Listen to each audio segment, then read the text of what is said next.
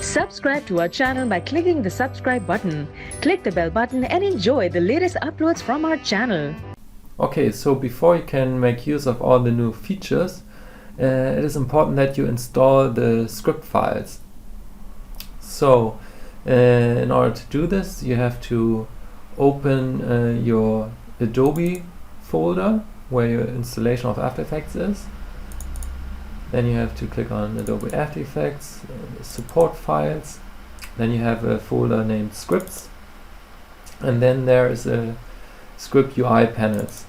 This is the folder where you have to place your script file, this file. You simply have to drag it in here. Yeah, I already have it here, so but if you have it in here, then you can start After Effects, and then you will be able to open it within After Effects. So let's start After Effects.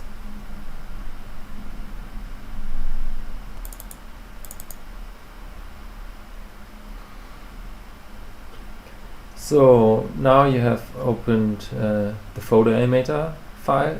You could start and do everything you want. You have the script in the window panel, and here it is, Photo Animator version 5 scripts.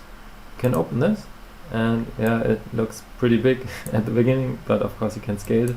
It's a dockable panel window, so I would advise to place it somewhere here, and then you have access to it all the time. But before you start animating pictures, I would recommend to create a workspace for it. You can simply do it by window, workspace, new workspace, and let's name it Photo Animator. So in this part of the workspace, you should have the effect controls also. So to have them there are many effects controls. So it would be good to have these on the whole side. So place them like this, I would suggest. Also the project window, we put it in here as well. And yeah, that's how I would have the workspace set. Hi everyone, I'm Anton. Thank you so much for using my Photo Animator. I'm extremely happy to finally release my new version 6. I'm very proud of the new light rays feature, and also the isolated objects are very helpful. I've also added some more camera moves, and they are now all loopable. It's really easy to create some nice cinemagraphs. So I guess you've seen that there are quite a bunch of video tutorials, and watching all these would take quite some time, so I thought I'd create one basic video tutorial. It covers all the essentials, and if you know your way around After Effects, you probably don't even have to watch all the others. Most sliders and effects are self-explaining, and if you're a bit lost and don't understand a specific setting, the PDF file would be the first place to go to. And if you then want to know how it is used, you should watch the in-depth video tutorial. Either way, I'd suggest that you keep watching this basic video tutorial before you start using my Photo Animator. However, if you don't know how to install scripts in After Effects, you should also watch the Getting Started video tutorial. So let's get started. It is very helpful to understand how my Photo Animator works. My Photo Animator is a layer-based photo animator. This means that your picture is divided into layers, 8 to be exact. Layers closer to the virtual camera move faster than layers further away. You get a parallax effect. But the layers are being optically connected, so it is more like looking into a tunnel. You don't have steps between the layers. The layers are being created automatically based on the mask you draw around the background. The bottom layer is the whole picture, layer number 8. The next layer, number 7, is your picture with a hole shaped from your mask. Every next layer also uses this mask, but always widens the mask a bit more. So you could imagine the setup like a cone you look into. Sometimes you have objects in the picture spread over many layers, and they will be distorted like the rest of the picture, like the chandeliers here. Or more obvious, this astronaut. Most likely you don't want this to happen, so you need to mask or isolate the object and place it as a whole on the correct layer. You can do this within After Effects or in Photoshop. The only problem, what is behind the astronaut? Without further input from you, there will still be this forward-leaning astronaut. You could try to create a camera move which will always hide the background object like this, or what I suggest, heal the background in Photoshop. With the content-aware fill, it mostly is super easy to heal the background. If this doesn't help, I would suggest to use the stamp tool. Of course, a picture can contain many objects, which can be placed on different layers, like our chandeliers. So let's start by opening the Photo Animator After Effects project file. If you're opening the Photo Animator for the first time, you probably need to convert it. You simply click OK and everything will go automatically. So in the Photo Animator you can see there are two folders which you're going to work with. One is for Full HD and smaller resolutions, and one is for Ultra HD resolutions. In these examples we're going to use the Full HD resolutions, but they have the same content. So first of all, there's the Put Source composition. This is the place where you place your picture in. Then you have the Set Mask composition. Here you draw the mask around the background. Then you have the Animation composition. This is the place where you animate the camera. Then you have a Set Wave Mask composition. If you want to add waves to your picture, this is the place where you draw a mask around the area which should receive waves. In this wind wave composition you're going to make all your wave settings. Then you have the light composition. If you want to add light rays and a light source, you can do so right here. Then you finally got the output composition, which you're going to render your final video with. If you choose for a different resolution, here are also output compositions for other resolutions, and the Ultra HD resolution has also two output resolutions. One is for Ultra HD and then the vertical version of it. So let's start. Okay, let's start with animating our first picture. For this example I've chosen this picture. You can drag it right here into your project window. Before you start working on your animation, I would suggest to save this project under a new name. In case I just simply name it Street. Now we can start. So at first you need to open the Put Source composition. Here you can drag your picture in. Now you have to decide what final resolution your video should be. The default setting is Full HD, so this would be this area. We can move the picture and maybe animate this part of the picture, or we can click on the guide mask down here, open the effect controls up here and change the resolution. Maybe we want a Full HD in vertical. Then we could move the picture, scale it, further scale it, or we can choose maybe 1080 by 1080, which is commonly used on Instagram, I was told. So you can scale the picture furthermore and look for the crop that you want to use, maybe something like this.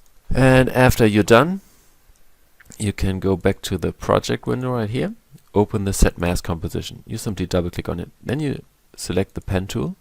Make sure that the mask layer is selected and mask the background. For this picture I would choose something like this. Then we can go to the animation composition, double click on it. Then we can open the controls down here. The visual help mode is activated, so we can see all the 8 layers. 8, the background, 7, 6, 5, 4, 3, 2, 1. We need to make sure that all the layers are spread evenly over the whole picture. This we can do with the layer size mask 1. Simply slide the slider until you get something like this. Now they are pretty evenly spread over the picture. We can deactivate the visual help mode. Now let's apply some animation with the animation presets. Right here you can see all the Photo Animator scripts. If you can't see them, you probably haven't installed the script yet. Please watch the Getting Started tutorial to know how to install the script. It's very easy. So you can open the animation presets for 1080 compositions, which we are in. And then you get this window. Here you can change the duration, decide if you want to have an ease in and ease out. You can choose a camera move. For this one I will choose the loop 1 camera move. You can reverse the move. You can select the intensity, shift the focus from one layer to another, and have it ping pong back and forth, so you have a nice loopable animation. After you've done your settings, you can click on Create Animation, and you can see it was changed to 2 seconds down here. We can close this window and hit 0 for a render preview. So let's see what we got.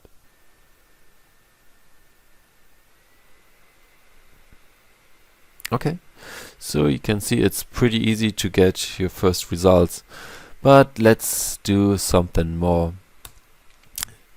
In the same animation composition, we got also a text particle control layer. Let's add some text and particles. To change the text, you need to go to the project window again and open your text composition. Double click on it and change your text to whatever you like. You can also place a logo with a PNG logo or anything you want in here. Let's have some bold text. Make it really bold. Something like this. Then we can go to the animation composition again. Click on the text particle controls layer, open the effect controls up here, and activate the text. So now we got the text right here. Then we can decide on which depth the text should hover. I would place it on layer number 3 maybe. Now we can have a render preview and see how it looks. Okay, so the bold text hovers there on the street. Nice. Then let's add some particles. You can activate the particles right here. You can change the color, maybe a bit more white.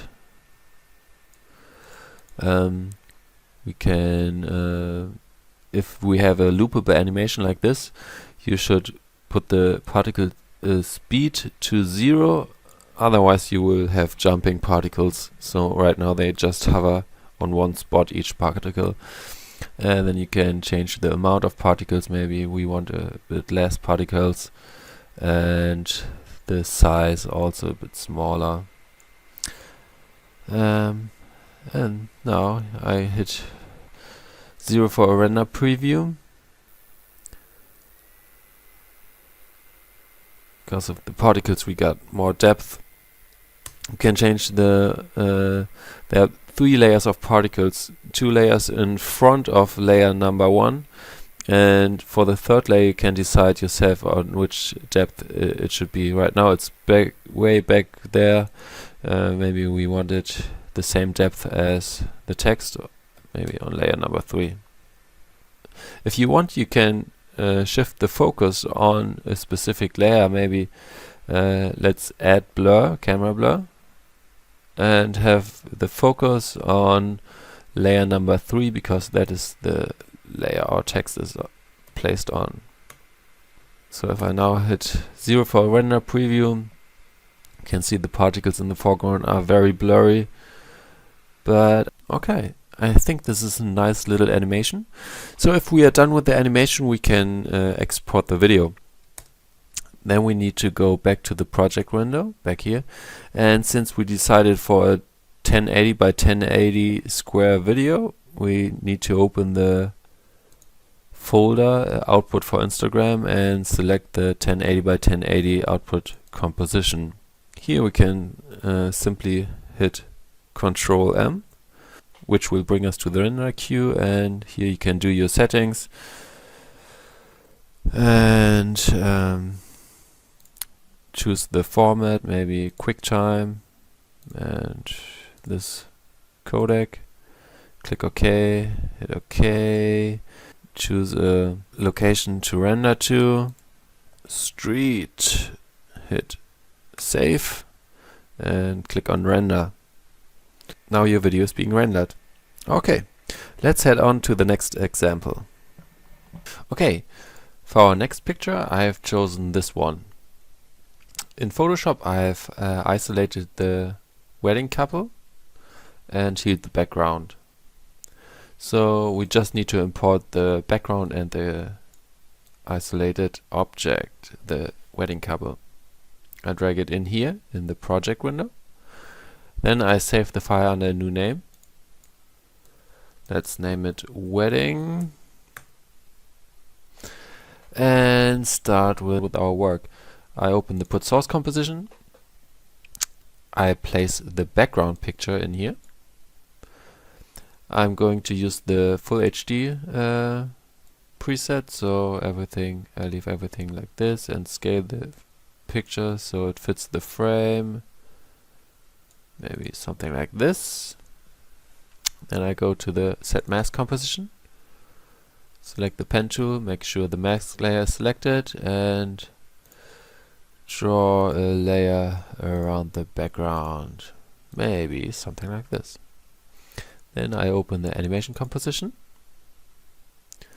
Click on the controls layer.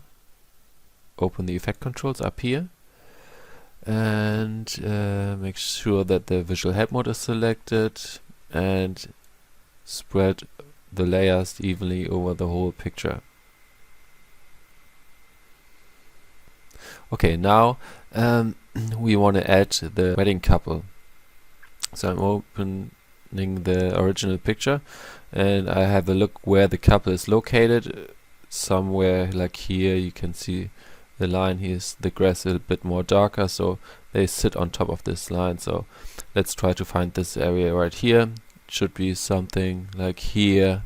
So maybe it's layer number 8, 7, 6. Let's place them on layer number 6.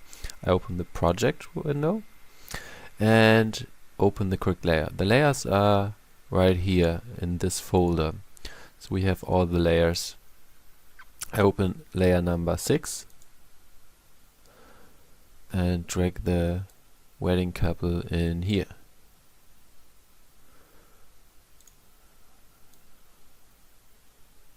Put them right here. Okay, now we can go back to the animation composition. Deactivate the visual help mode.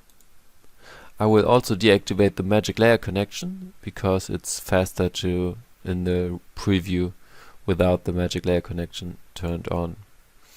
Now we can start moving these crosshairs. The red crosshair mainly moves the foreground and the blue mainly the background. So I can move with this crosshair, I mainly move the foreground, and with this crosshair mainly move the background. These are the main two crosshairs we're going to use. Then we have some more camera controls on the controls layer, on the effect controls, and it's the expansion contraction off target, which means it's the foreground is being expanded, so it looks like we are flying into the picture. This is the most used slider in this area, I think. We have also expansion contraction on the target, on the background. You can use this to create some vertigo effect when you use this and this at the same time. But to be honest, I rarely use this, but some people do. I do it very rarely, so it's here. But mainly you're going to use this one. Okay, let's create our animation. So I want this animation to be 3 seconds long. So I click in here, type 3 seconds and 0 frames. I zoom out a bit and set my workspace to this playhead. If you hold shift, it will snap to the playhead. So now this is 3 seconds. I go to the front, then I create a keyframe for this slider.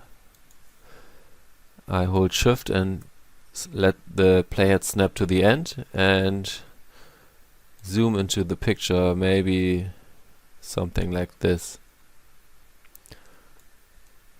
So now we already got this camera moving into the picture. But we also want to use the red and blue crosshair. So I click on the red crosshair on the red layer, hold Control, click on the blue one as well, hit P. This will bring up the position of both crosshairs. And I'm going to create keyframes right away for both of them. Then I click here and only select the red layer, move the player to the end of the workspace with holding Shift, and maybe I do something like this. It's always nice to have the red and blue crosshair move in opposite directions. So I click on the blue layer, the blue crosshair, and move it into the opposite direction. And now we got something like this. The camera turns a little bit towards the wedding couple. Now I can activate the magic layer control.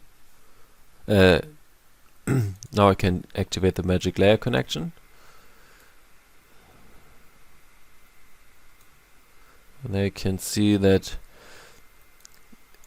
there's a bit of distortion here on the left. We can use the scale everything. If we have some distortions on the side of the pictures, which can happen sometimes, we can just zoom into the into the whole picture and it's gone. So let's hit 0 for a render preview.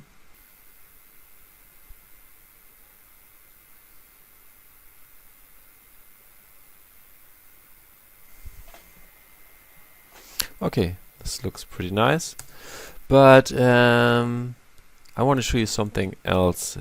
I want to give the wedding couple a bit of turning. So we open the project window and we need to select the layer where the object is located on. So this is layer number 6. We open it here as well and select the wedding couple as well. So we need to have both selected, the layer and also the picture. Then we can click on Create Turn for Plates. We can select our picture and click on Create Turns.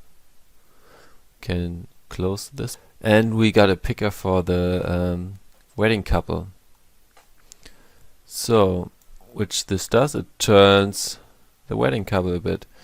We can have some settings up here, how the picker is affecting the couple. You can play with those two sliders until you think it looks nice. Okay, maybe something like this. You can also double click on this layer right here. This is the depth map. It's being generated automatically, but you can create one in Photoshop as well and import it right here. But right now we're gonna use the automatic depth map. So our animation is 3 seconds long. We need to adjust the workspace here as well. We type 3 seconds, 0 frames, and adjust the workspace. And we're gonna create keyframes for this picker as well. So the camera moves to the right and looks to the left. So first the wedding couple would be seen something like this, and as the camera moves to the right, it would go something like this. So we're gonna click on this layer from the picker, hit P for position, click on the stopwatch to create a keyframe, move in time, and move the picker something like this. Okay, so now the couple turns a bit, something like this. We can go to the animation composition, hit 0 for render preview. So this is a very subtle effect, and not everybody will notice, but it will add to the overall effect. So you sometimes want to do this. But I want to add something else to this animation, which will add greatly to the depth perception. This is isolated objects which are included. So I want to add some rain. We have 3 layers of rain included. I'm going to import this. And I'm also going to place those rain layers on the layers right here. So we got close rain. I'm going to put this on layer number 1. I'm going to scale it a bit, something like this. Then the mid rain I would place like on maybe on layer number let's put it on layer number 3.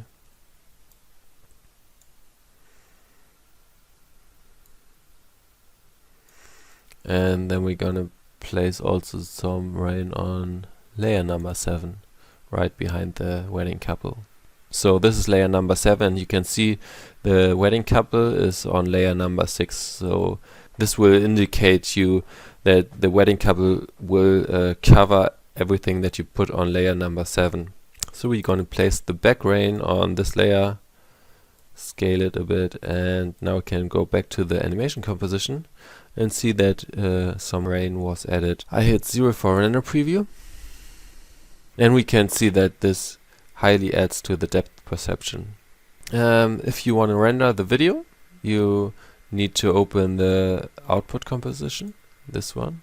You also need to create the work area to the same length as the animation is, which is 3 seconds, 00 frames. We adjust the workspace. Now we can hit Control M, which will bring us the render queue. You can do your settings like before. Rename the video. We name it wedding. Hit save. Click on render, and now the video is being rendered. So this is basically the essential workflow how to animate a picture. Of course there are much more settings, like you can add light rays or waves, and there are more controls to each settings, but they are more specific and you not always need to use them. But the settings I showed right here in the video tutorial are like really essential, and if you know these ones, you can really do 90% of the work already. And if there are some settings that you miss and you need to know, you can look into the PDF file or look at the in-depth video tutorials. If the PDF and detailed video tutorials don't give the answer you're looking for, please feel free to contact me through my Video Health profile page. I will be happy to help, and I will give my very best to find a solution to your problem. But for now, I wish you lots of fun trying out my Photo Animator, have fun with the new features, and create great animations. So, have a great day, thank you for watching, and see you soon. Bye bye! Hi again. In this tutorial I want to show you all the basic controls of the Photo Animator. Everything you need to know to animate your first pictures. So when you open the Photo Animator file, it will look something like this, giving that you have set the workspace as I showed you in the Getting Started tutorial.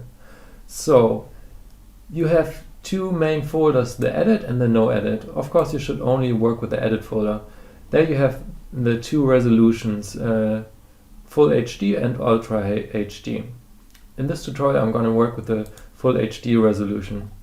So the first thing we do before we animate a picture, we save the project file under a new name. So I'm going to save it under a new name, and since I'm going to animate a man in front of a lake, I'm going to name this man.aep. Okay, so the first thing that we do is import a picture. We can simply double click in here, browse for our picture. In this case I'm going for this one. Now we have to put it into the Put Source composition. We double click on it. It should be open here. We can drag it in here. And now we have a canvas where it should fill the whole picture. So we click on the layer, we hit S for scale, and then we scale it until it covers the whole canvas. Something like this. Then we double click on the set mask composition. In this composition we're going to draw all the masks that we need. The first mask is always the environment mask. You should always try to aim for selecting the background with the mask. Everything else will expand around the mask and will become the foreground the further it gets from the background. So with the first mask, always try to include the background. When you draw a mask, you have to select the pen tool and make sure that the mask layer is selected. Otherwise you draw a shape mask that you don't want. So for the background, I'm gonna include these stones as well so they won't get distorted, and everything here. This is our background mask we're gonna work with. Let's move on to the animation composition. We double click on it. So now you can see that there have already the layers being created. You have your crosshairs and the control layers, particle and text controls, and here are the crosshairs you're gonna move the picture with. So the control layer has a bunch of effect controls. You have to open them up here. Usually when you start animating the picture and touch a crosshair, these effects will go away because they are connected to the controls layers. That is why I recommend to have them locked in here. Put the lock, and now they will stay here all the time. First let me show what everything does. So we have 4 crosshairs here, 4 pickers. The yellow one moves the whole picture.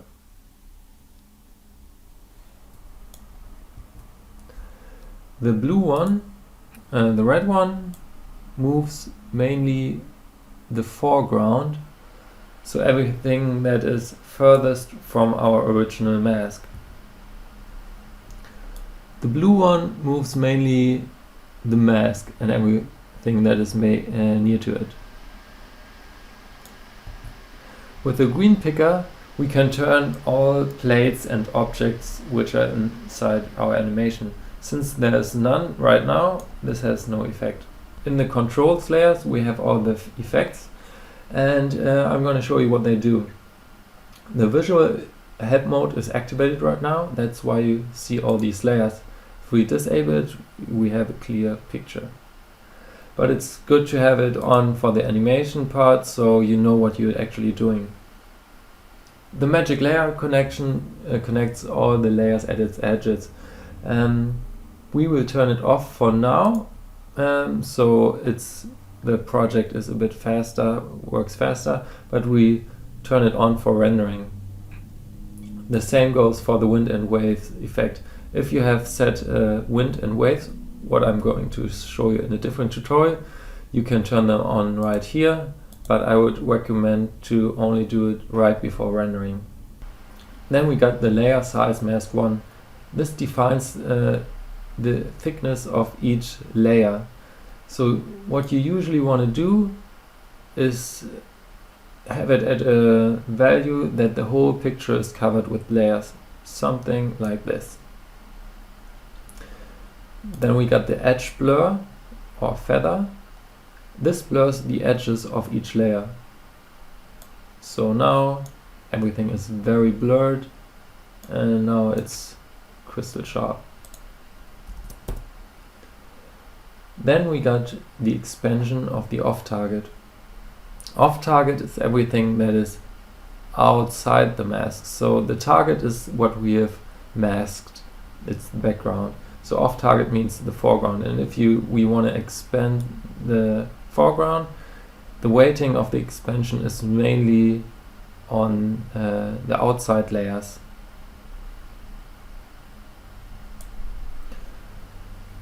The opposite is the expansion contraction of the target.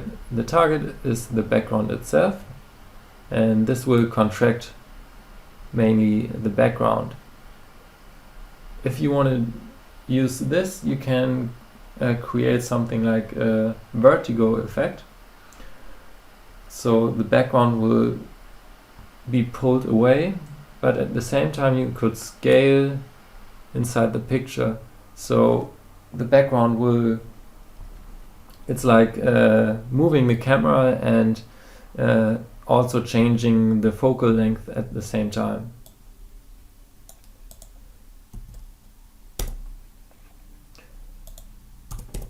Then we got the blur amount. This is like camera blur. We can set it to a value of 20 right now, so we can see the background is blurred. Which part of the picture is being blurred is defined by the focus layer. So now the focus is on layer 1. Layer 1 is the one furthest from background. It's this down here and somewhere up there. And if we want to have the background in focus, we just switch it to layer 8, and now the background layer is in focus. So the background is layer number 8, and then we have layer number 7, 6, 5, 4, 3, 2, and 1. So these are all the main controls. Of course, you can create keyframes for every value and change them and have many keyframes and create your animation with those. And that's what we are going to do right now. So first thing, you're gonna choose for length of your animation. We can simply say it's 3 seconds and 0 frames. Then our time slider will jump to the 3-second mark, and we can arrange our workspace accordingly. By the way, if you hold shift, this will snap to the time slider. Also keyframes will do the same. Now let's move inside the picture. A very simple but also effective way of animating a picture. So first thing is we're going to do with the expansion of target. So we hit the stopwatch. This will create a keyframe in the controls layer right here. And then we move back to the 3-second mark and say maybe we want to have a value of 3. So if we disable the visual help mode and have a quick render preview.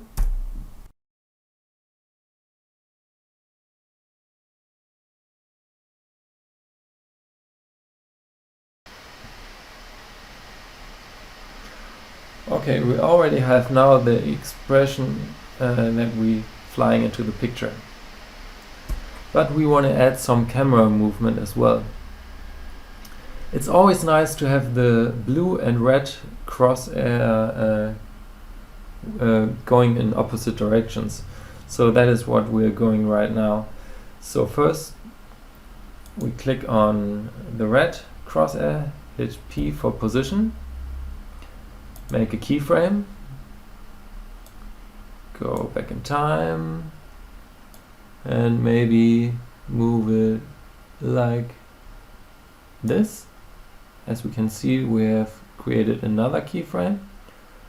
So now over time the red crosshair moves from the middle position to the left. We're going to do the opposite for the blue crosshair. We click on it, hit P, click on the stopwatch, and move back in time and move it to the right a little bit. Something like this. By the way, if you want to have the position back to the original, you can always go click on the position and reset it in case you want it at the center again. Okay, let's hit 0 for a render preview.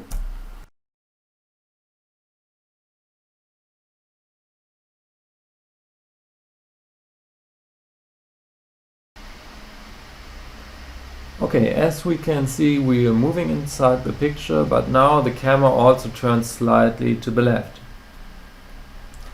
And this will also bring a lot of layer steppings in here, which is really nasty. I mean, this is the man, he will be covered by the object we're going to create in a second anyway, but still here, a reflection of the stone, you see like really nasty layer breakings. This is where our magic layer connection plays its big part.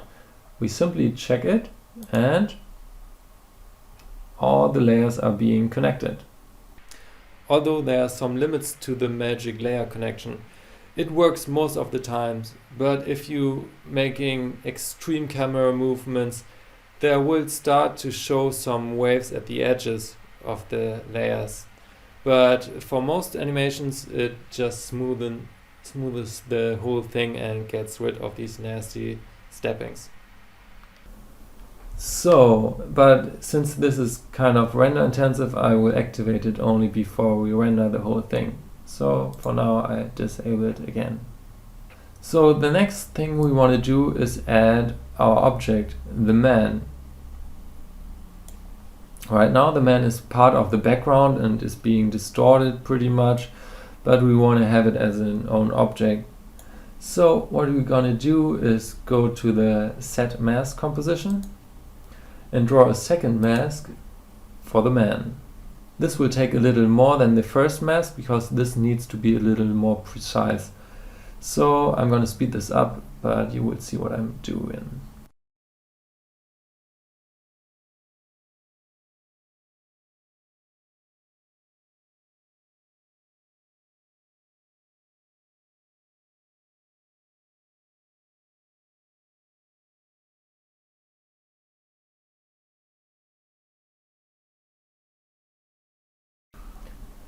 Okay, so now we have masked the man.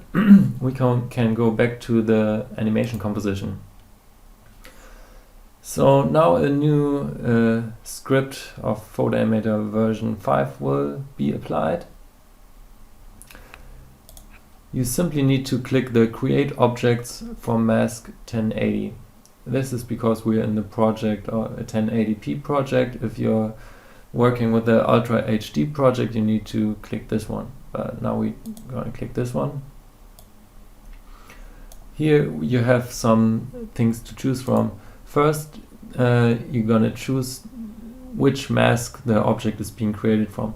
So since this is the second mask, we should select this one. If you're having many objects and want to turn them into objects all at the same time, you can click the first. Except the first mask means because the first mask is usually for the environment. So I'm going to choose the second mask. I'm also going to show you the shrink for background, which is a feature I want to hear what you think about. And I'm going to show you in a second. And you can decide for a name of the objects. Let's name it man. Create object. So now we have additional two pickers. One is to move the man and the other is to create a turn effect like this. So on the first crosshair on the man, you also got some controls, but since we have locked this control layer, we have to unlock it, so we're gonna see the controls of the object. So these are the controls. First, you have the wind and waves on object. If you have created wind and waves, you can decide if they also should be applied to the object or just on the background. Then we have the object edge blur. This blurs the edge of the object. Let's move it to the side so you see what it does. It blurs the edge. Pretty obvious. So then we have the edge depth visual help mode. So the turn picker turns or gives the impression that the object is turning, and right here you can see right here, you can see how this picker is affecting the man. This is the depth map of the turn picker. White means a lot of effect and gray means no effect, and then there's something in between. So we can change this right here. So now everything has a lot of effect and only the edge has some effect. So most of the object is being turned, but we can also make something like this. So there's a smooth blending between the edge and the middle of the object, and then this turn picker will affect differently. So then we have the global effectiveness and the global turn effectiveness. This is the green picker I told you about. This will turn all objects in plate at the same time. You can see how it's affecting the object. But sometimes you want one object or the other to be less affected. Maybe if it's very far in the background, it should be affected less.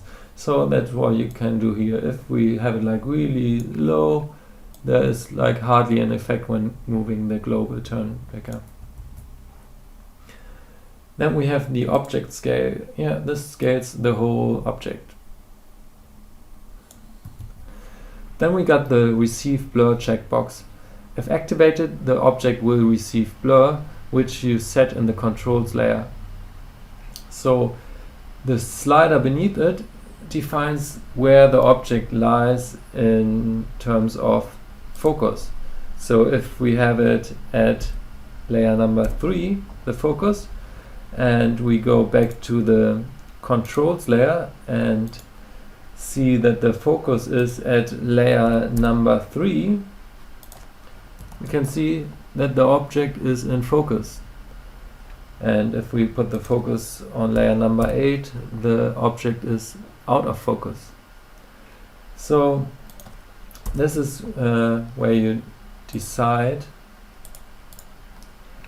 where your object lies in terms of focus.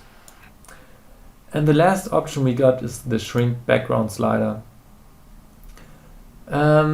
Sometimes if you moving an object, animating a picture, you will see the object behind in the background as well, like here. And I try to come up with an effect to minimize this. So this will shrink the background and also hides the object sometimes. It doesn't work great, so that's why it's still better. It will help sometimes, so that's why I left it in the release. But I will try to come up with something better in the future. But for now, sometimes it might help you, sometimes it won't. So you know it's there and maybe it helps you. I hope it does. Okay, so let's go back to our animation. We remember that we were flying inside the picture and the camera turned slightly to the left. Now we have to cover with the object, with the man who's also in the background.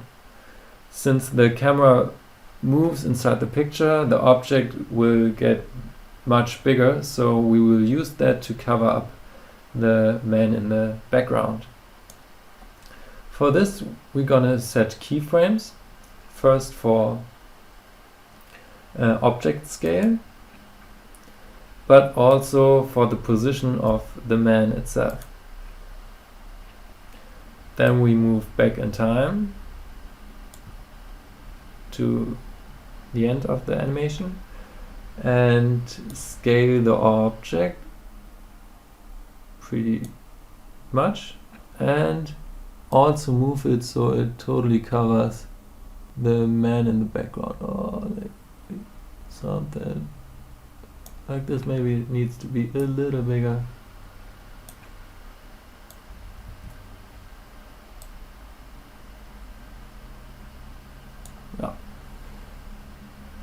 something like this. Then we want to add some camera blur. So we click on the controls layer. We unlock it because this is still the objects controls. Now we have the controls of the control layer. And we want to animate the camera blur. We will have it set on a value 20. Then we move to second 0. First, the focus should be in the background, like it is right now. We hit the stopwatch. Then we go back in time, and at the last time, at the end of the animation, we want to have the focus on layer number 1. Let's make sure that the focus of the object is also at layer 1. Yes, it is. So now the focus shifts from the background to the foreground, like this. Then we still got these nasty layer breakings, which we can see in the stone, in the reflection of the stone in the water right here, and also in the clouds right there. So we click on the controls layers and click the magic layer connection. So you can see it will give us some blackness right here. So I'm just going to scale everything like a tiny bit, maybe 1.5. Yeah. Oh, yeah, 1.7. So now we are pretty much done. I hit 0 for a render preview.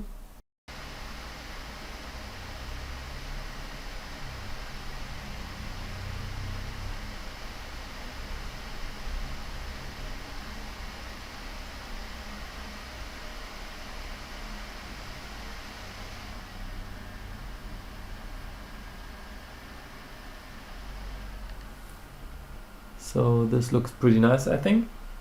So let's render this. We simply need to hit Control M, which will bring up your render queue, and then you can do your settings like the frame rate and the resolution. You can choose for a format. I use QuickTime, and maybe you want to use H.264. Then you click OK, then you choose a place where this should be rendered to.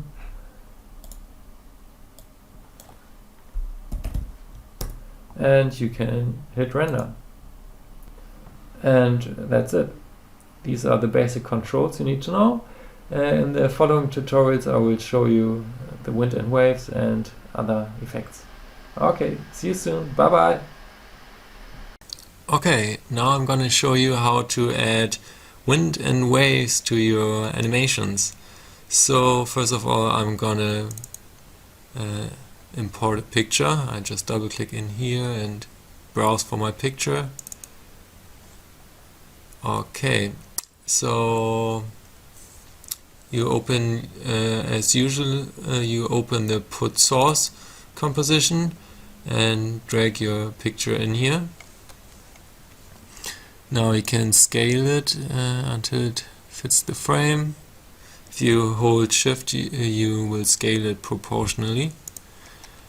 Okay, first of all, it's not important if you make your wave animation first or animate the picture in general first, so it doesn't matter.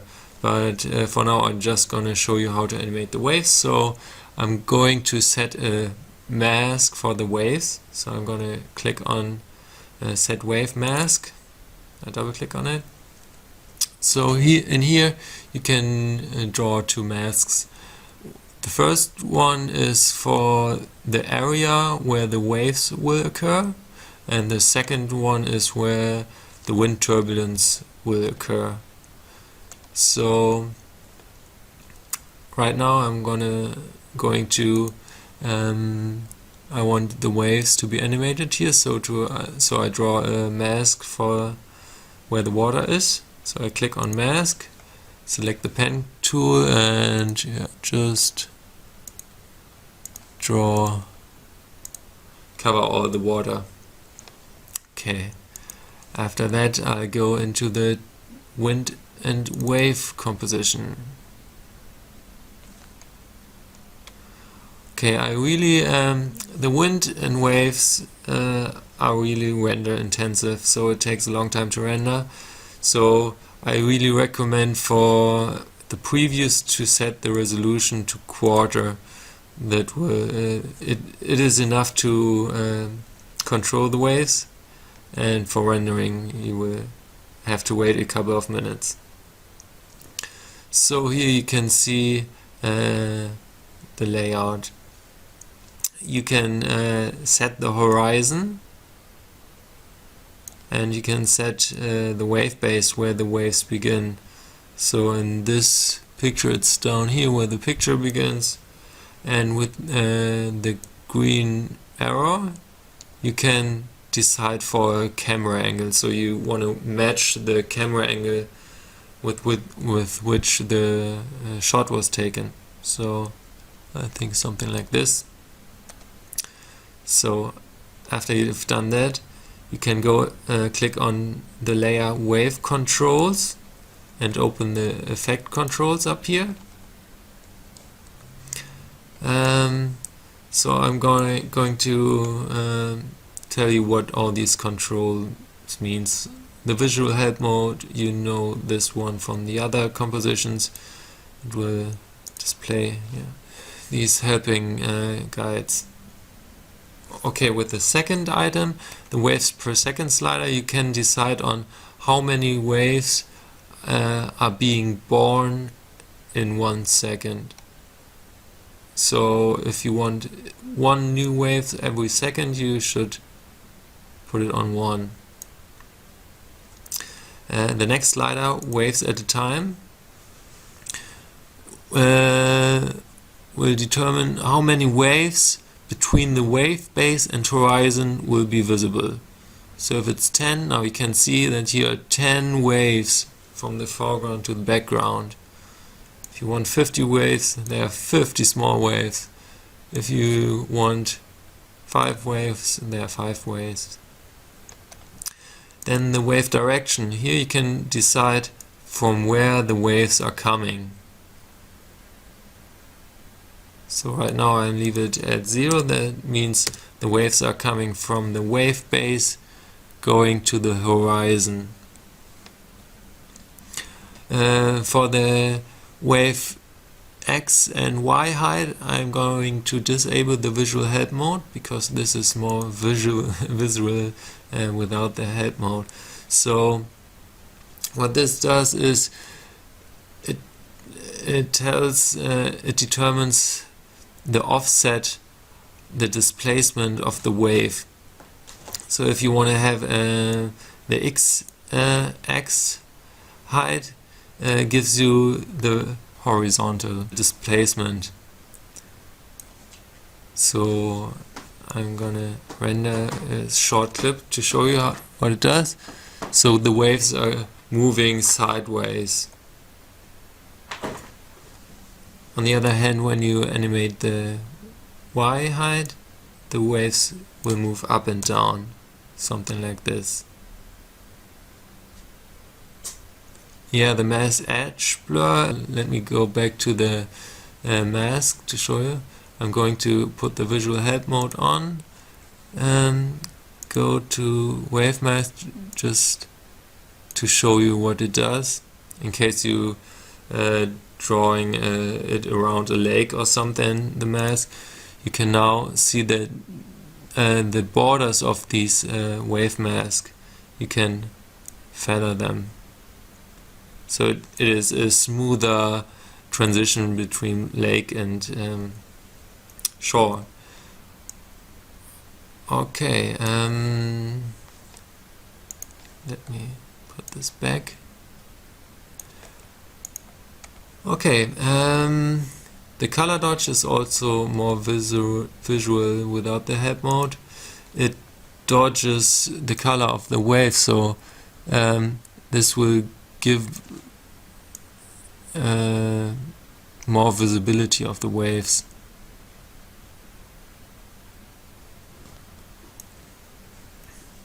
So now we can just say the waves are coming from down left corner. We could say that we want fewer waves and have them being higher, so, and do something like this. Yeah, it takes some time to render. Okay, they're actually pretty fast, so we could go there and say we want only 0.3 waves at a second to be born. So let's pre-render this, and this actually looks pretty cool. For the wind controls, I'm going to import a different picture. So let's go back to project. So I import picture where you can see a tree, so we want to have the wind move the leaves of the tree. So I'm going to 1080p, put source, and I'm going to delete the picture in here and put in the new one. I'm gonna scale it till it fits. I'm going to set wave mask. We still have the old mask. I'm going to use this mask, or maybe not. You can open the layer here and delete the mask. And I'm going to, so the first mask is for the waves. So I'm just going to put on, draw the mask wave.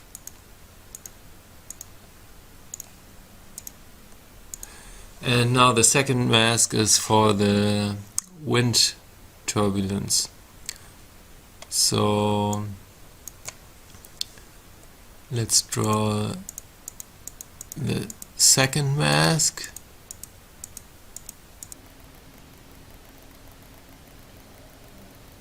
We don't want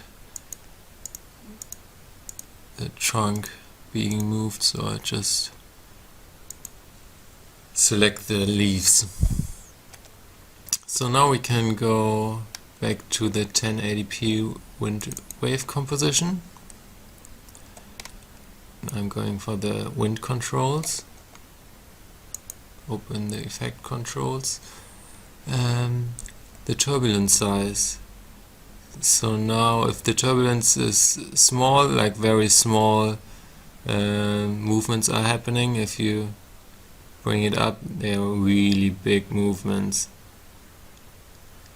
So for leaves like this, I think something like between 20 and 30 is good. The displacement amount will determine how much the leaves are moving, how far. 20 is good for this, I think. And the speed, of course, how fast, how quick the leaves are moving. And the wind mask edge blur is again the mask of the leaves, how if they are affected like very sharp on the edge or if it's smoothened to the edge. So to give a preview, I'm gonna set the resolution to half and make a preview render. We still have the old waves in here. We're gonna change that in a bit, but we want to look at the leaves, so it looks like they are moving in the wind, just as we wanted it. Okay, now let's change the waves down here. I go to the wave controls. The waves, they are more moving up and down, so something that you won't see on grass actually. This is more like a water wave.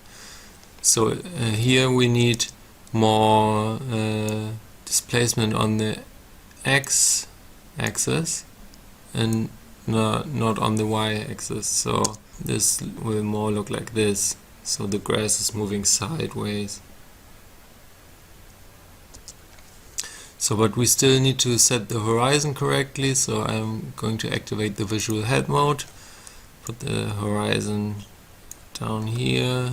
The wave base is okay. But I think I want to have the waves going from right down corner to the left one, so I'm going to set something like this. You can see waves will move there. The color dodge is actually too much, I think, here, so I bring it down like 9%. So I hit 0 for a render preview.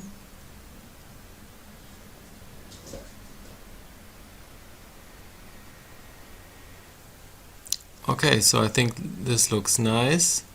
So now we can animate the picture like usual. So we still need to set a mask for the regular picture animation. So I'm going to 1080 set mask. I'm gonna draw 2 real quick masks. One for the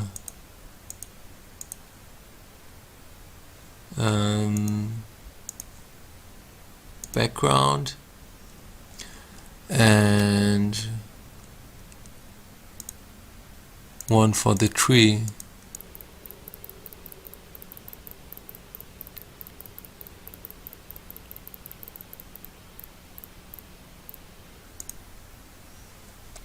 Okay, now we can go to the main output composition.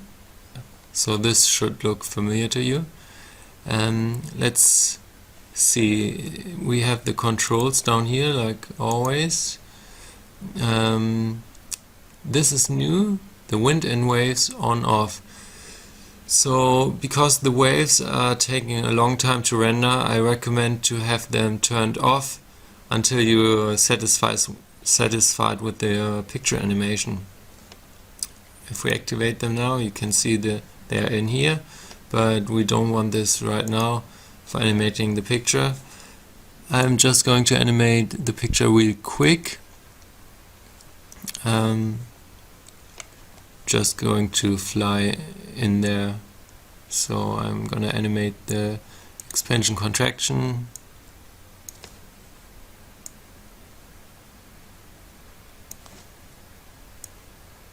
Okay, I'm also going to object controls and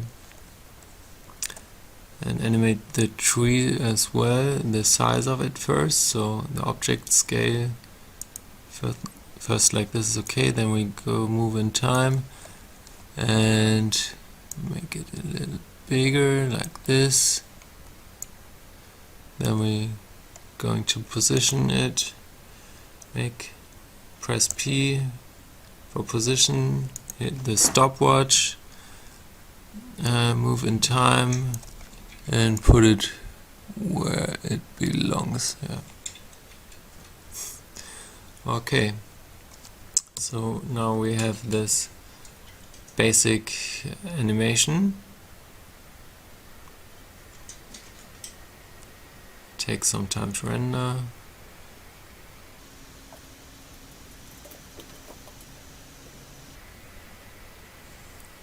Okay, now we could already activate the wind and waves. I'm going to disable the visual help mode.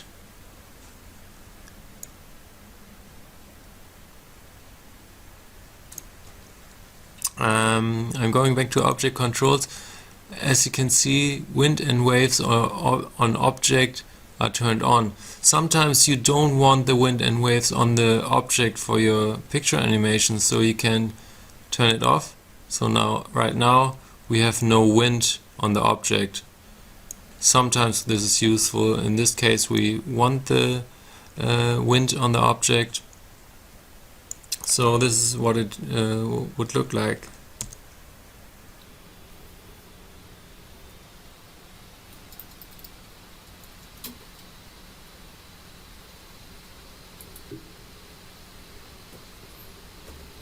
Okay, I think that's it for the wind and waves tutorial. If you got any questions, feel free to write me. I'll be glad to help you. Have fun with the animator and see you. Bye bye.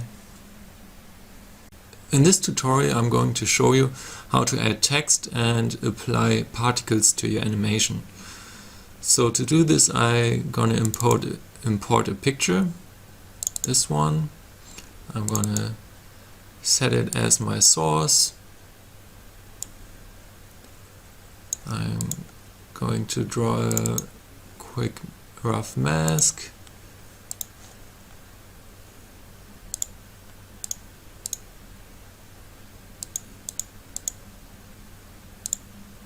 Something like this. I'm going to my animation composition.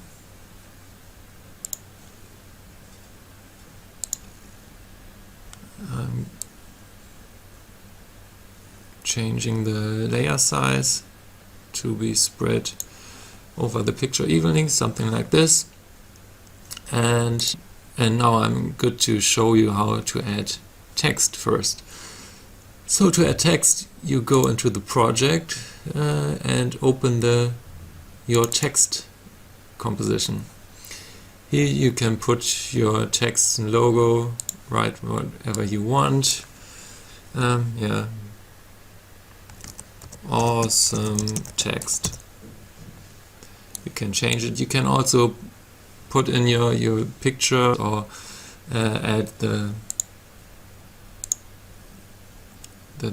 font or do whatever you want. Yeah, let us put text as this example. So we have this text. Oh, it's a bit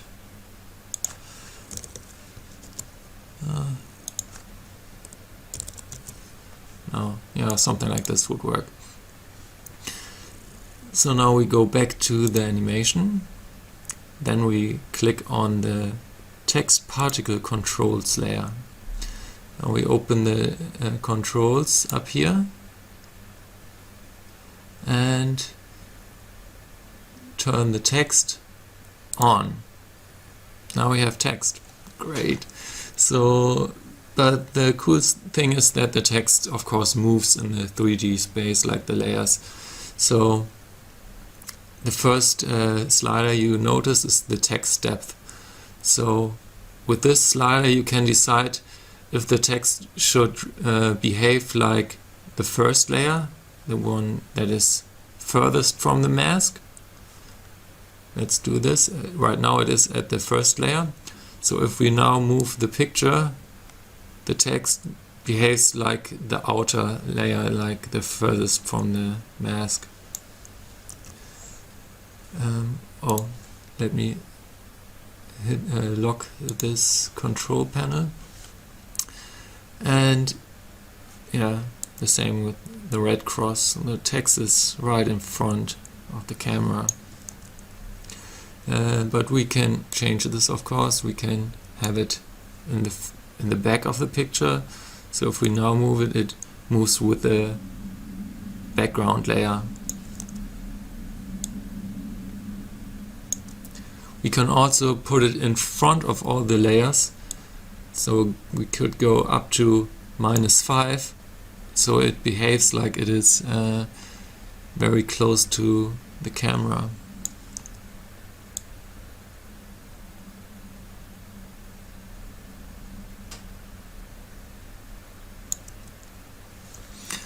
Okay, this text depth is also important for shifting the focus later on. So this is not only for the position and the animation of the text, but also for the receiving of focus or blurriness. So as you can see, we have a control checkbox if the text should receive blur. So right now it receives blur. If we would go back in the control panels, in the controls and add blur, we see that the text is sharp because it's at layer 1 and the focus layer is at 1. If we shift the focus to maybe layer 8, the text gets blurry. Okay, let's go back to the text and particles control layer. We got another checkbox. It's called text on top of object. So if you add an object, you can decide if the text should also be on top of this object or if the object should cover the text. Yeah, these are the basic controls for the text. Then we have the particle controls. To add particles, you only have to check particles. Let me uncheck the text first. So now we got particles. There are 3 layers of particles in this project. So 2 very close to the camera, they are nearer to the camera than the outer layer, and 1 layer you can decide for yourself at which depth in the picture the particles should appear. So if we already move the cross, as we can see, these particles move as well. They are very close to the camera. We have different controls to control the particles. The first control is the particle size. You just decide for the size of the particles. Then we have the particle speed. Let me render something like 2 seconds, and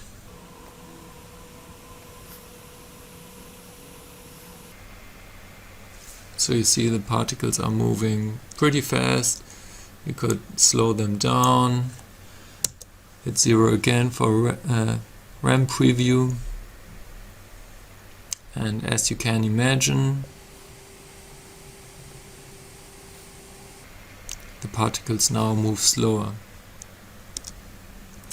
And then you can decide for the amount of particles. You can have many particles or only a few. Then you can change the shape of it. Let me bring the particles in focus first so you know what I'm talking about. And so I go to the controls and set the focus at -5. That is the nearest particle layer. So if we now go back to the text particle controls, you will see what the shape will look like. So we have round particles, or we can have them very crazy, so they will look more like dust particles, something with some structure. Further down we can decide for a color. This color is very orangish, very reddish, so I would change the color to very orange color, something like this, so it will be more naturally here. It will look more naturally here. And then we have the depth of the third layer that I told you about. So right now the depth is at 8. Let's bring it down to maybe at this height. So this is the background layer is layer 8, then this is layer 7, this is layer 6. So let's have the particles, one particle layer at layer 6. So if we now change the focus to layer 6, we see that the particles down here are in focus. So you can have the particles wherever you want in terms of focus. Also, the particles will be covered by these layers in front of here, so they won't be up here, only right here where they should be. Yeah, these are the basic controls for the text and particles. pretty simple, I think, but very effective. Looks cool, I guess. I hope. Okay, I wish you lots of fun with it. Hi again. So in this tutorial I'm going to show you the advanced layer masking techniques and advanced particles. So this is something you don't really need to use. As you have seen, you can animate photos without this, but I wanted to give you the opportunity to touch every mask individually and also add your own particles. So I've done some advanced controls which you might want to use. So I'm going to show you with the example of a picture. So first I'm going to import this picture. It's right here. I'm put it into the put source composition like we usually do, something like this. And I'm going to set the mask. I'm going to select everything that is furthest from the camera. Yeah, maybe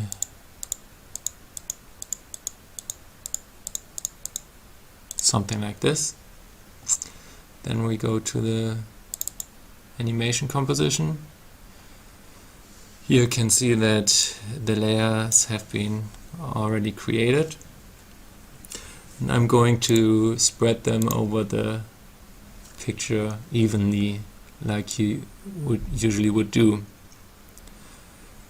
Now, as you can see, these are the separate different layers. And if we now move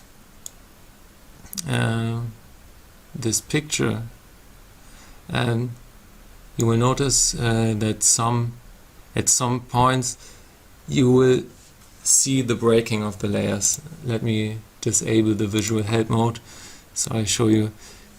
You can see it with the trees down here. They will break into different pieces because of this layering. Often you don't notice it, but at sometimes you notice it and it doesn't look nice. Also, if you have many people in a picture, sometimes you have two layers on one face, and that you will see it. So of course what you would usually do is to try to choose the layer size that these breakings don't occur at positions you don't want them to. But for sometimes, like in this example with the trees, it is not really possible. So what you can do is touch each layer individually with the masking. So maybe you notice that there's a new folder, the 1080 layers advanced folder. You can open it, and there you have all the layers. Layer number 8 is in the far background, and layer number 1 is down here. So these trees should all belong together and don't break. So I think I would connect them to this layer. This is layer number 87654, layer number 4. So we're going to open layer number 4. Here you can see the layer in between here. This is what is visible right now. The red color indicates that there is layer number 3 on top of layer number 4. So everything that is red you won't be able to see because it's covered by layer number 3. On the opposite, everything that is green are the layers beneath layer number 4. So layer number 5, 6, 7 and 8. So you can extend layer number 4 into the green area, because so you can cover every layer beneath it, but you can't cover the layer on top of it. So you can always cover the layers beneath it. So you can select the pen tool, select the layer, and now we can say, okay, I want these trees to be part of layer number 4.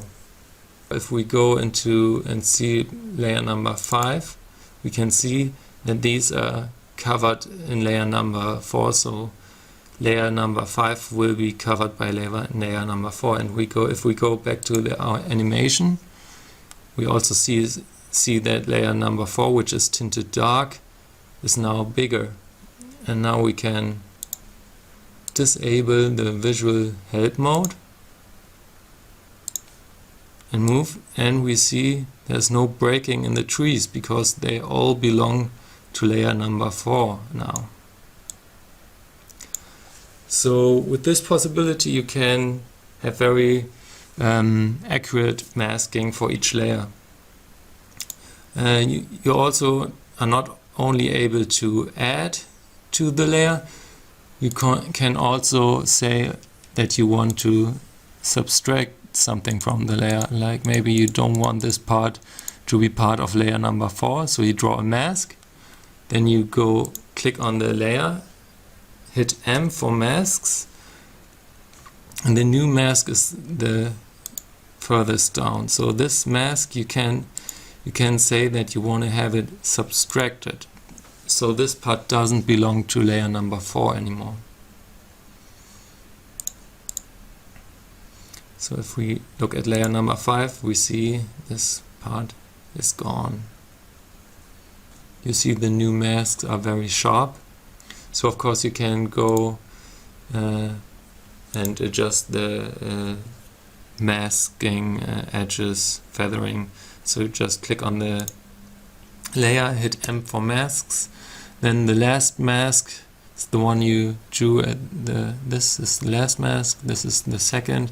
And this is the original mask. You shouldn't delete this mask. This belongs to the masking system of the Photo Animator. But here you individually masks, you can feather, and then you have a smoother edge. Okay, this is actually the advanced layer masking mode, or whatever you want to call it. It will help you to make your animation. It will help you to make your animation more awesome. Okay, so let me show you the advanced particle possibilities. So usually you can activate the particles here on the text particles controls, and let me turn them on. Now you see the particles. If you don't like these particles, if you have your own particles, or you want to add something different like snow or rain or whatever, you can do so by opening these particle layers. Particle number 1 is the one closest to the camera. Particles 2 is the one also very close to the camera. And particles 3 is the layer which you can decide for your own where it should be placed in terms of image depth. So if you don't want these particles, you could just disable them and place your own particles into these 3 compositions. Of course you don't need to place particles in all compositions, maybe only in one. Let me show you one example. Maybe you want to have some bubbles instead of particles. So you can open the particles composition and place your bubbles in here. And if you now look at your animation, you will see that you have these bubbles right in front of the camera. Might be nice for birthday pictures or whatever, but you don't need to use bubbles. You can use snow or rain or leaves or whatever you like. As you noticed, the screening mode of the particle layers is set to screen. The blending mode is set to screen, so if you want to change this, you can also do this by unhiding the layers, and then you have these 3 layers. You see they are all set to screen. You have to unlock them if you really want to, and then you can change the blending mode just if you want to. Okay, yeah, I think it's not that hard to understand, but it will give you more possibilities of making your animation as you wish. Okay, I wish you lots of fun with it and make some awesome stuff. Bye bye. As you know, to work with the Photo Animator you don't need to prepare plates in Photoshop, but nevertheless many of us are used to work with plates from the past, so sometimes we still get plates from colleagues, or we would like to use plates in animating pictures. So what I've done is give you the opportunity to use your plates with my layer rig, so that you can take advantage of this layer rig and animate your photos with the help of your plates, if you like. So I'm just going to show you how that is being done. So I've prepared some plates just to give you a quick example. I'm going to import these plates I created in Photoshop. Then I'm going to open the layer folder. As you might have seen in the advanced layer masking tutorial, you have 8 layers, but you can also use these layers to put in your own plates. So what you need to know is that the 8th layer is the far background layer, the bottom layer, and layer number 1 is the foreground layer, and the other layers are in between, of course. So in these plates I have the sky. I'm going to put at the bottom layer. So let me drag the sky in here. I'm going to scale it, something like this. Then we have some mountains in front of the sky. I'm going to put these mountains maybe at layer 6. Here I'm going to put the mountains. Then we have some trees. These are already pretty close to the camera, so I think I'm going to put those at layer number 3.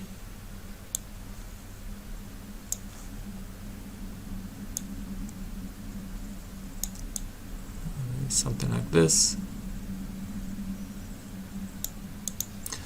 And we have some close-up trees, which I'm going to put at layer number 1.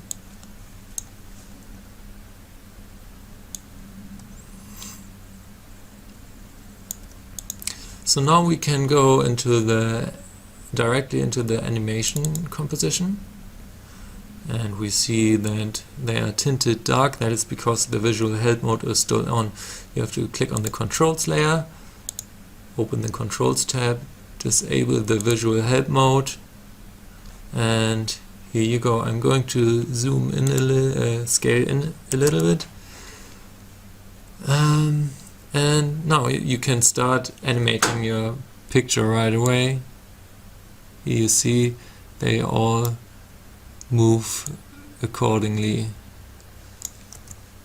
to the weighting. The background moves not so much, the foreground more, just as you would like it to. Of course you can also take advantage of the camera blurring, so we can blur the background or shift the focus and have the background in focus. You can also, of course, add particles. There are some, because they are in the foreground, they are not very sharp right now. We can change the focus to the foreground. There you have the particles. So We can also fly into the picture. That is like, so you can take advantage of this layer rig with your own plates, but of course you don't need it to. I just wanted to give you the opportunity to do so. So I hope this helps you as well, and as always I wish you lots of fun with the Photo Animator. Write me if you have any problems. I'm always happy to help, and yeah, have fun with it. Bye bye. Okay, hi again. In this tutorial I want to show you how to add a turn effect to the plates you're having. So to show this, I'm going to make a small animation.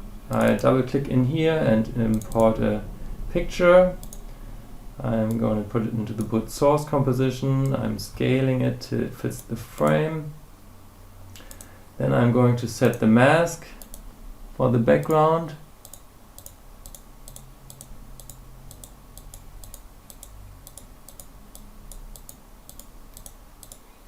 Something like this. I'm going to the animation window.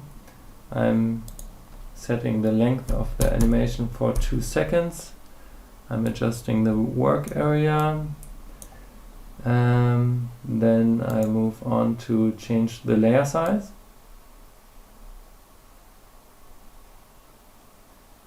Something like this.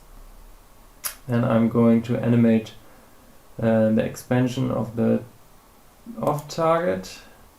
So we fly into the picture.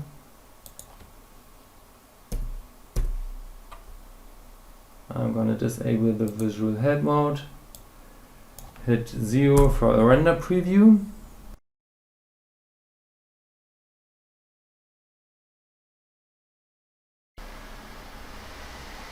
So this is where we're going to add our plates to. I'm importing 2 balloons and placing them in on our layers. Maybe one at layer number 2.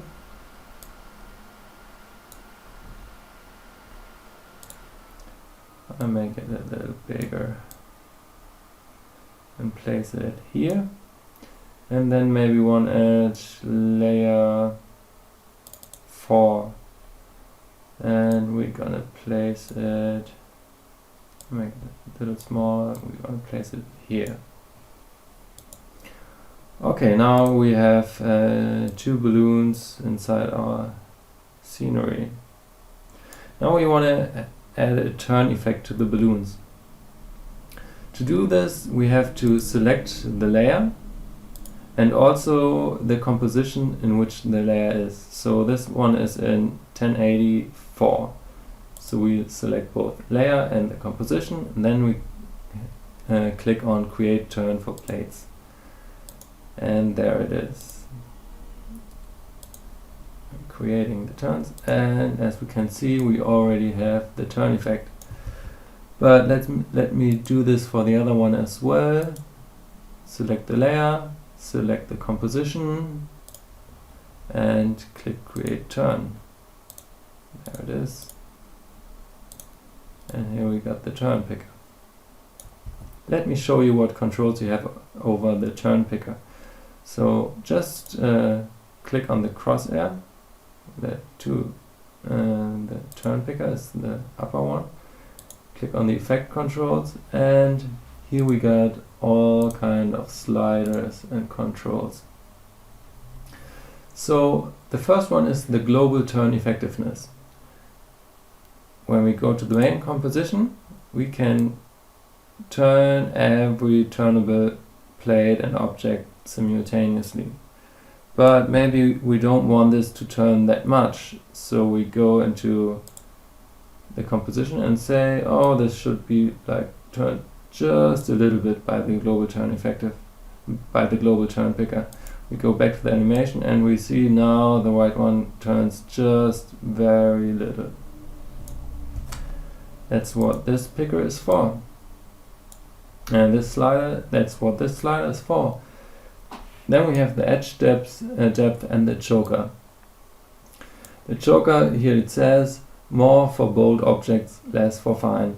If you want to have like the basket down here, move as well. You have to go for a less choker, very few, and also not so much of edge depth, and it's a very small basket. That's why we have to go very down with the choker, and at some time now it starts moving as well. It really depends on the plate you're having.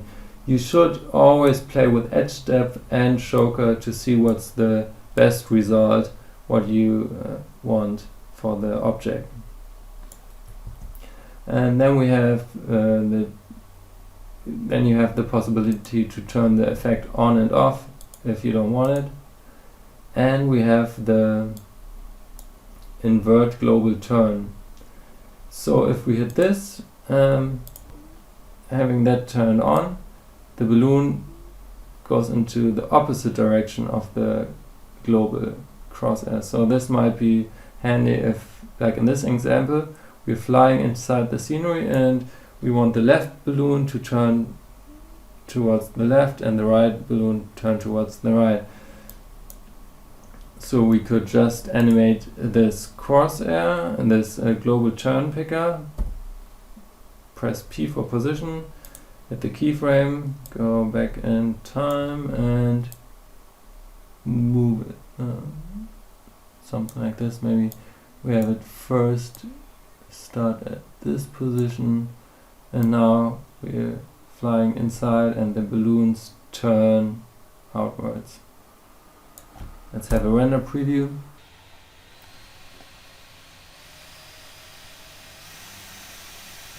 The turn effect is not always that much visible, but it gives the impression that the balloons are have volume, that they are round.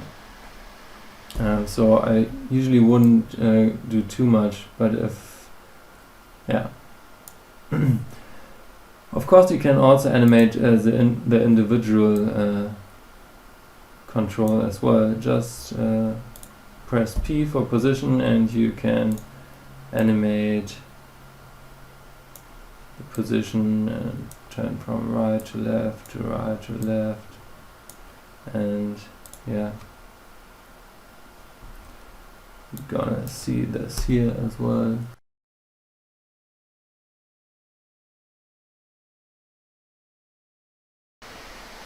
Okay, yeah, these are the controls that come with the turn plate. Hi again. So in this tutorial I want to show you how to apply animation presets, which is actually quite simple. The first steps are the same as before. You import your picture, place it into the put source composition, you scale it until it fits the frame, like this. Then you go to the set mask composition, you click on the mask layer, then you mask the background, maybe something like this. Then you go to the animation composition, open the controls, the effect controls, activate the visual help mode, spread the layers evenly over the whole picture, something like this. You can then deactivate the visual help mode again. And now we are going to open the animation presets, which are in the script window from the Photo Animator. So there you can see there are two animation presets. One is for the 1080 compositions in which we are right now, and one is for the Ultra HD compositions. So I open the animation presets. We get this window with everything you can decide from. So as you can see, everything is pretty much straightforward. You can select the duration of a clip, maybe 1.5 seconds. You can say you want to have an ease in or ease out or both. And then you can choose a camera move. I created all kinds of different camera moves, like a push in, a dolly left to right, a vertigo, a loop, everything which you can see right here. Then you can reverse all the moves. So if we decide for a simple push in, If I click reverse move, it is a simple push out. Then we have the intensity, if you want to have much camera movement or very subtle movement.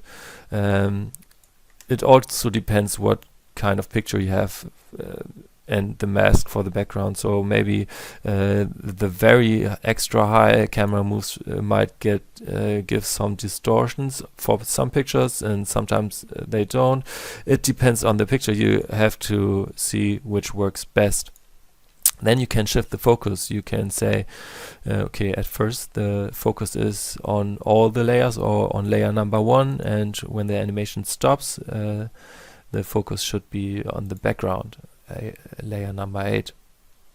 Then you can say that you want a back and forth loop, so every camera move is loopable. So you can say you want to have a push in and then a push out, and it loops. Let's try this. So we have a 1.5 second long clip with ease in, ease out. It's a simple push in. The intensity is high. We have a focus shift from front to background, and everything is loopable.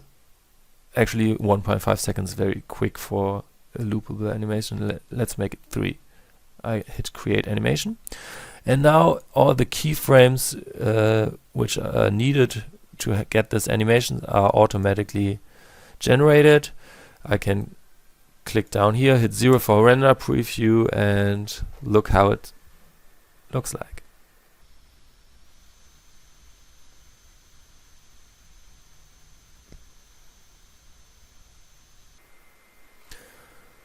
And this is what we got. A simple push in and push out, like a loopable animation with ease in, ease out, a back and forth loop. And the focus shifts from the foreground to the background. So let's pause this. If you want the blurring to be less dramatically, you can change the blur amount in the controls, like always. Let's try another one. There's one special movement. It's the loop. It's a circle. The camera moves in a circle. This is not loopable because it already is a loop, and you should also deactivate ease in and ease out because it's one smooth circle animation. I go with everything in focus all the time. I hit create animation, 0 for render. Oh, click down here. Hit 0 for render preview.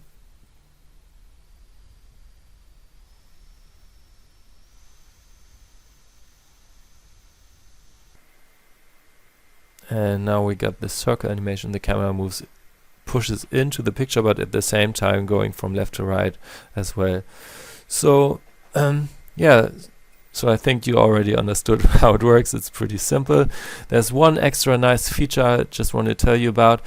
It's the feature that the wave animations, if you add waves, they are looped automatically. So let me show you real quick. So let's take a different animation, like a parallel dolly left to right, and then you need to activate the back and forth loop, because the waves are obviously only loopable if the animation as its whole is looping. So I hit create animation. Let's see how it looks without the waves.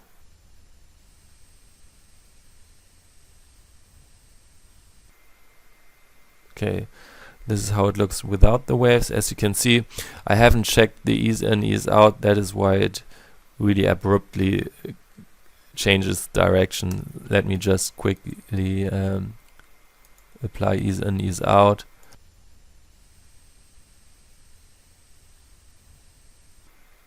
And now you can see it loops much smoother. So let's add waves real quick. We open the set wave mask composition, click on the mask layer, select the pen tool,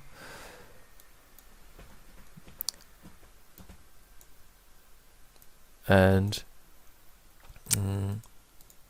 mask all the water. Then we open the wind wave composition, open the wave controls, effects, and just the horizon and the wave base.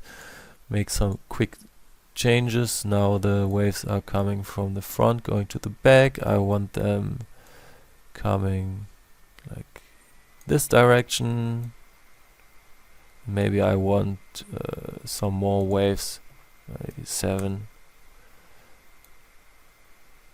Okay, so the animation presets already changed the waves per second to the right amount to be loopable.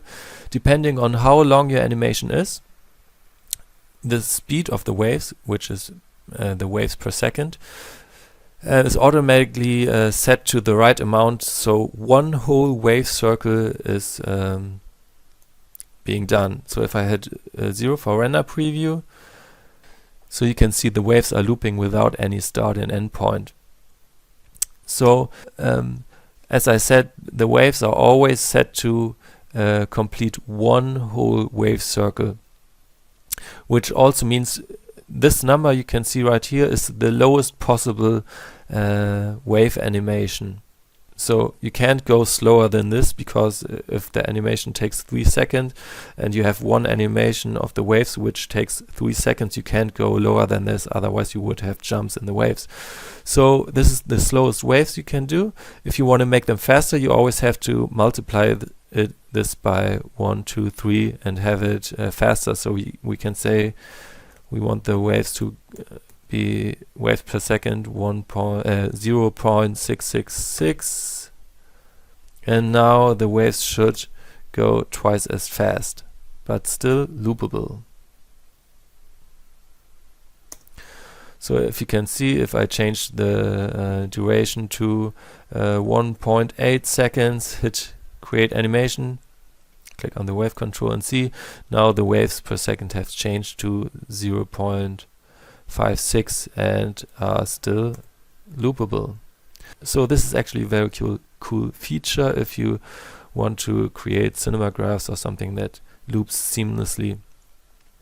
If you want to see this in the final composition with the camera movement, go to your animation composition and make sure that the wind and wave is turned on, otherwise you will not see this.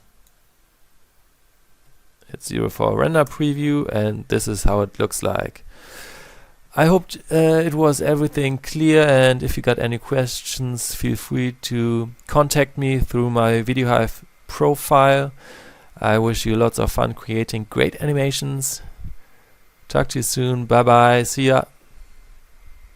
Okay, in this tutorial I want to show you how the light rays work. To do this, I'm first going to create a small animation. I take this picture, I put it into the put source composition, I scale it until it fits the frame. Then I head over to the set mask composition, select the pen tool, select the mask layer and draw a mask around the background. Something like this. Then I head over to the animation composition, click on the controls layer, open the effect controls up here and increase the layer size so the layers are spread evenly over the whole picture. Something like this. Then we can deactivate the visual help mode, open the animation presets, and for this I will choose the simple push in. I click create animation. I can close this window, hit 0 for render preview, hit 0 for render preview. Yeah, this is something we can work with. Okay, let's open the light composition.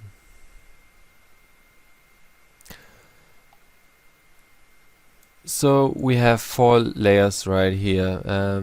The picture itself, 1 layer for the light rays, 1 layer for the light source, and 1 control layer which has all the controls we need for the light rays. But the first thing we need to do is mask the area where the light rays should emerge from. So this picture already has some light rays, and I would suggest the light source is somewhere here. So I want the light rays to emerge from this area. So I make sure this layer is selected and mask this area right here.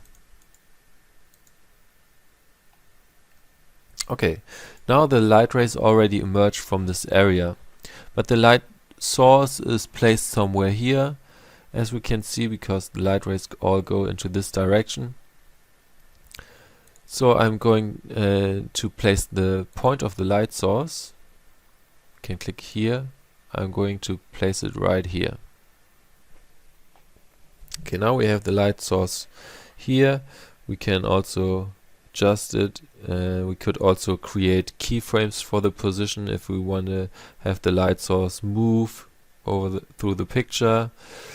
We could also create keyframes for the mask as well, but most likely you want to keep the light source at one position. And this checkbox helps you with this. It parents the light source to the background. So if you have this enabled, the point of the light source is stick to the background. So however the background moves, the light source will move the same way. This is very helpful, and in most cases you have automatically nice light rays generated which move as they should. With the next control, the levels, you can decide which parts of this area will emit light rays. So the light rays are emitted from the light spots of a picture, and with the help of the levels you can adjust this area. Now I have told the light rays to also emit from not the brightest spots but even from more spots. So you have to play with the levels and find a nice distribution of the light rays with the help of the levels. So with the next control, the color picker, you can say what color the light rays should have. For this example, I think something like this would be perfect. Okay. The next control is a slider. It's named fine or only bold rays. So since the light rays are emitted from the small bright spots, you can say that you want the light rays emerged from all the small spots or only from the bigger spots. So then you have only fewer light rays. So it depends on the picture and what you like. This is what the slider is for. The next slider is called fall off.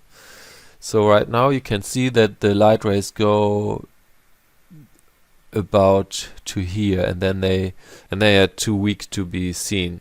So with the fall off you can increase the fall off, and they are spread and they will cover the whole picture basically. But you could also decrease the slider, and then you will have just very tiny light rays. So this is what this slider is for. Then we have the increase for less flicker and longer render slider. Sometimes when you have an animation, the light rays will tend to flicker. This is because every frame it is being calculated if the spot is bright enough to emerge a light ray. And because of the animation, we have a distortion of the picture, and there's a threshold, and sometimes the threshold is met and the light ray is being emitted, and sometimes it doesn't. And this can change from frame to frame, so it might start to flicker.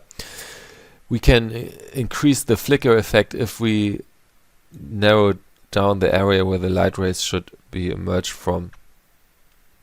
Also having a quarter resolution or a less resolution preview will give you more flickering, so don't be fooled by this. If you render in full resolution, you should automatically have less flickering, but nevertheless you can have flickering, and I will show you how it looks like.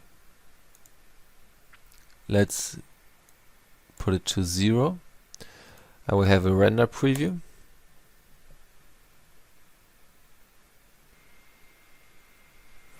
So as you can see, we have some flickering right here. So here we have some flickering. So if we increase the slider, it's not the light rays are not emitted from one single frame, but it takes also neighboring frames into account as well. So we have an average of multiple frames, and this will decrease the flickering. So let's see how it looks with the slider turned to 3. So now the flickering is less obvious, but it also makes the light rays more blurry because it's an average of multiple frames.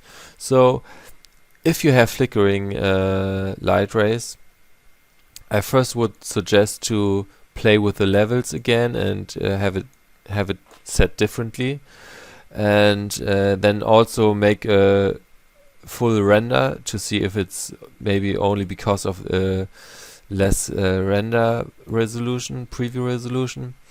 And if that all doesn't help, then I would start to increase the slider. Yeah, it's only a small help if you have flickering, but most of the time you can erase the flickering by playing with the levels, but this is sometimes helpful as well. Okay, so the next slider, intensity boost. What could this be? Yes, it boosts the intensity of the light rays or decreases it. So pretty obvious what it does. The next slider is named threshold of source. So the source as well can be seen only on the bright spots, and with the threshold you can say how bright these spots need to be. If you decrease the threshold all the way down, it is there all the time, even if there are dark objects in front of it. And if we move the slider to the opposite direction, it will be gone at some point because the spots are not bright enough for the light source to go through. So just play with this slider and see what fits good for this picture. Size of the light source, well, if we now we see the light source all the time, it's very small light source, and now it's a very big light source. So again, pretty obvious what it does. The intensity of the source, okay, same as with the light rays, we could have it very shiny, bright light source or with less intensity. Also very obvious. So basically these are the most important things you need to know about the light rays. But there's one more thing which can be helpful for some pictures, which I'm going to show you right now. Okay, for this example I will take this picture. And the thing about this picture is the light rays mostly are emitted from the bright spots of a picture. But here the brighter spots are actually the leaves of the trees, but we want the light rays to emit from the blue sky. So I show you how to do this. First of all, I'm going to create a small animation. Like always, I put it into the put source composition, scale it until it fits the frame. Select the mask layer. Draw a mask around the background, maybe something like this. Click on the animation, composition. Adjust the layer size so the whole picture is covered in layers. Maybe something like this. And I'm gonna create a small animation, maybe a parallel dolly left to right. Yeah, actually the animation isn't that important as well, because I just want to show you how the light rays will be emerged from the blue sky. So when we head over to the light composition, and maybe we want the light rays to be emerged from this area, can mask this area. So as we can see, the light rays are coming also mostly from the leaves, and this is not right. We want the light rays to come from the sky. So what do? We have another composition where you can adjust the light rays map. You can simply double click on this layer, and this is the picture which is being used for the light rays to be generated. As told before, the light rays are emitted from the lighter spots of a picture, but in this case the lighter spots are the leaves. So what can we do? We can shift, for this case we can shift the channels. We can say basically that all channels should take the information of the blue channel, and now the blue sky is the light part of the picture. You don't need to use shift channels for what you will do. Sometimes you have an object which you want to darken, or you want to have the light rays come from the dark parts of the picture, so you could invert the picture. Basically you could put a video in here or whatever you want. You can adjust the map which is being used to generate the light rays. In this case I just wanted to adjust the picture so the blue parts are turned into white, so the light rays will emerge from this area. So if we go back to the light composition now, yes, the light rays are being emerged from the blue area. This is what we wanted to do. Basically you can use this map to alter the light map and do whatever you need to do to get the light rays emerge from the area you want them to be emerged from. Okay. Well, I hope you liked the tutorial, and I hope you liked the new feature, the light rays. I'm sure for some pictures it will give you the little extra which looks really awesome, I think. Okay, have fun using the light rays, and see you soon. Bye bye. Hi there, I just wanted to give you some quick tips on render times and motion blur. As I said in the tutorials often enough, I think you can quicken the preview time by setting the resolution to quarter. If you have a really slow computer, you can even go to custom and say maybe you want to have rendered every 6th pixel or even lower resolution. That will increase the preview time. If you have very short RAM preview, that it only renders a few frames, which can happen if you use the waves, which are very render intensive. You can also go to Edit, Preferences, Memory and Multiprocessing, and here you can you have a slider where you can extend the RAM preview. This might help you. And yeah, like I said before, I think it's best to apply the waves just before rendering and see if the wave's good in the wind and wave composition. Make here your settings for the waves, and if they are great, just turn this on right before you render, because for the preview it's taking quite long. I'm actually working on render times, and I hope I can improve these quickly, also the preview times. In the previous version, version 2, there are some After Effects versions had quite a problem, I think, with rendering, and it took a very long time. I figured out the problem. It was motion blur, even if it wasn't turned on. As you might know, here's the motion blur switch, and if you click it, all layers that are previously enabled for motion blur will now receive motion blur. But somehow on some machines even if this switch wasn't turned on, it increased the render time dramatically.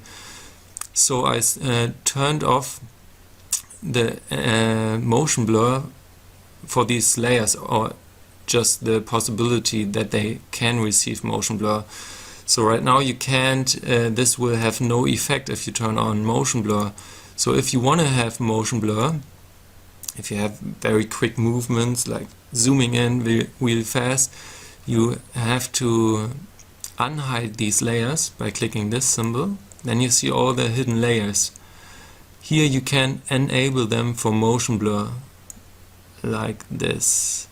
Now you can render with motion blur, but please be prepared for long render times. If you don't see these symbols, you might have to click here to be able to enable motion blur. You can also, if you want more motion blur, you can also go to Project, click on right click on 1080 main output, composition settings, go to Advanced, and here you have some settings for motion blur. If the shutter angle is set to 180. If you want more motion blur, you can increase this number. Also, this is the samples per frame, so for each frame it renders 16 frames between each frame. So this is the quality of the motion blur. If you want to increase this number, the motion blur will get better, but will increase the render time as well. I also found that some computers take longer to render the wind and waves project files, even if wind and waves were turned off. So if you don't need wind and waves for a particular picture, you might want to try the project file without wind and waves. This might help with the render time. Subscribe to our channel by clicking the subscribe button. Click the bell button and enjoy the latest uploads from our channel.